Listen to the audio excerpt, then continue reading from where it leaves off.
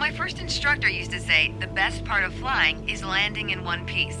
The man was a terminal pessimist, but he wasn't wrong. Today, you're in charge of bringing us in for a safe landing. We've got clearance for a straight-in approach, so we don't have to complete the standard traffic pattern. And I've already set us up in landing configuration at 65 knots with 10 degrees of flaps and idle power. We're on the glide slope now. Maintain speed around 65 knots. Change your pitch if you need to, and keep your aim point on the runway number. When you're targeting the runway number, you want to keep it steady in your sights. If it looks like the number's moving up in your windscreen, you're coming in low. You'll need to add a bit more throttle to get back on the slope. If it looks like the number's moving down in your windscreen, well, then you're too high. You'll need to add flaps to increase your rate of descent, but you'll also need to push forward and trim to change your attitude and maintain the same speed.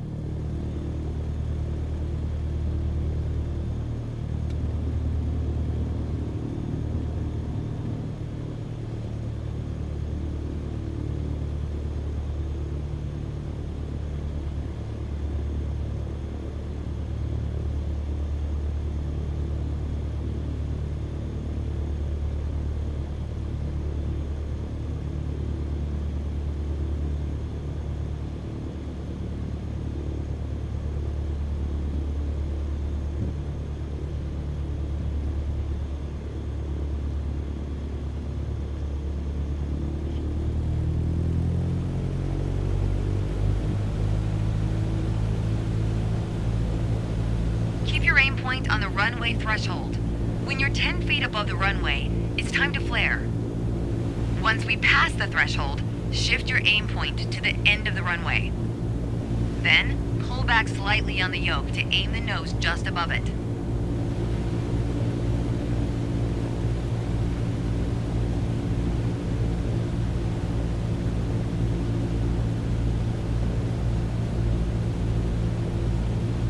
Okay, we're past the threshold. Start the flare.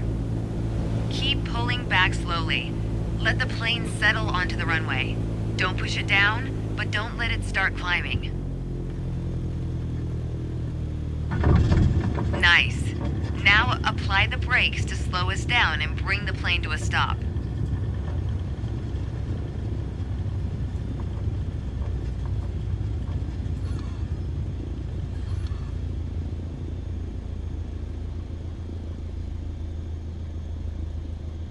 Great job. As they say, any landing you can walk away from is a good landing.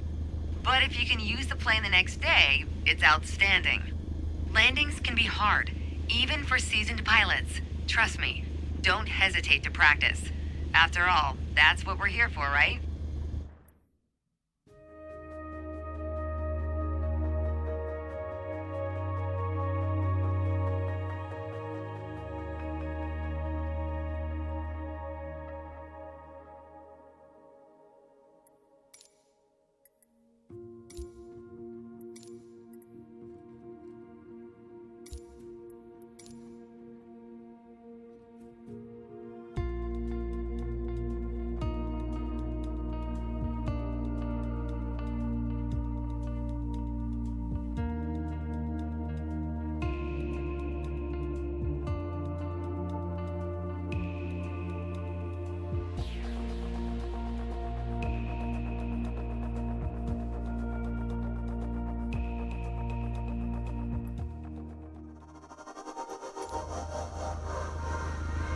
Let's be honest, no one likes going around in circles, unless you're a pilot training on traffic patterns.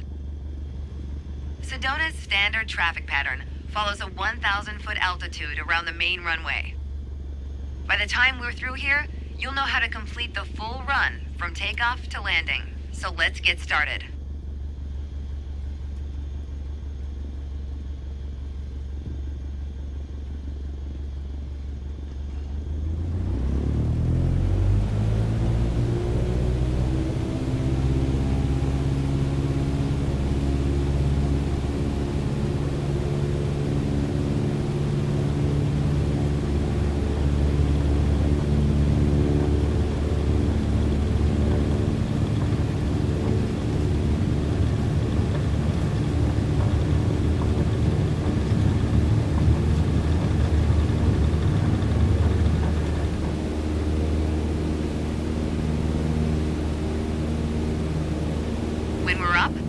Just align with the runway and climb to 5,400 feet.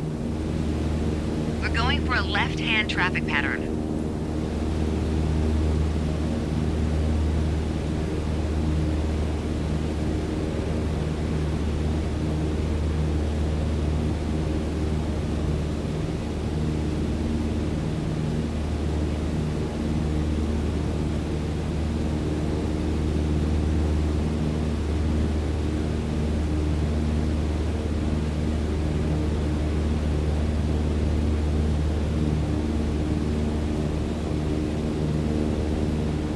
Once we reach altitude, you're gonna start turning left 90 degrees toward a 122-degree heading.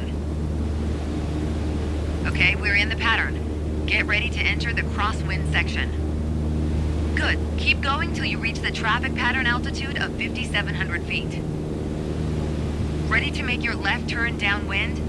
When the runway appears at the halfway point of your wing strut, you'll know you're at a good glide distance.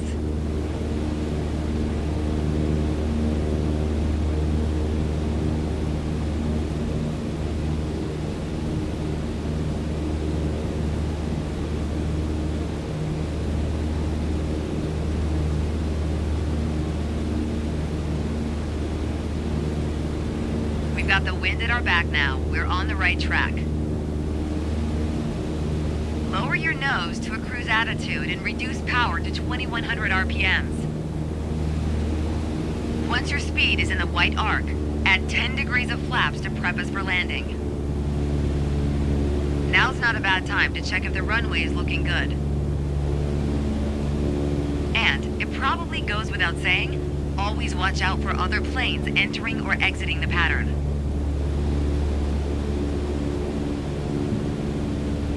We're gonna fly past the end of the runway here.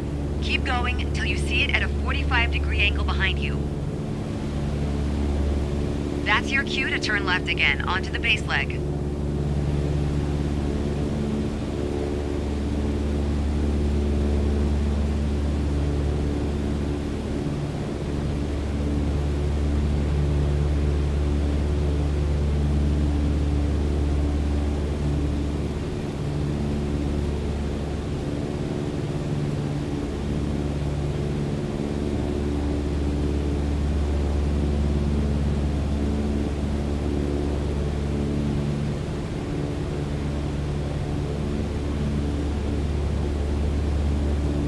Reduce power to idle to start losing altitude and maintain cruise attitude. Keep an eye on the runway as we get ready for our final turn. That'll also keep our speed around 65 knots.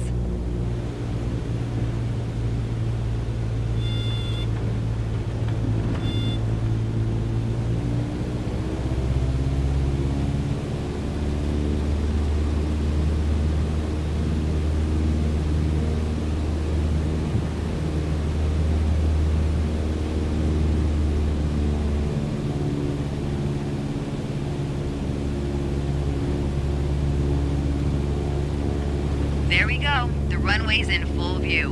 Make sure to keep the plane centered on approach. If you're too high, add flaps.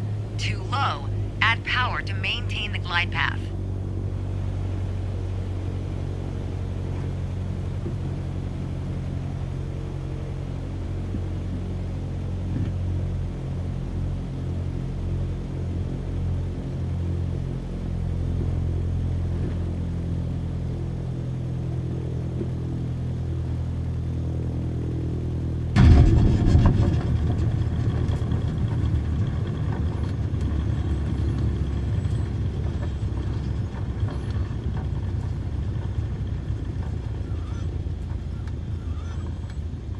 Way to stick the landing. Now, just apply the brakes to slow your roll. And make sure you don't stop on the runway, of course. If other planes are looking to land, we've got to move. Take one of the taxiways on the right.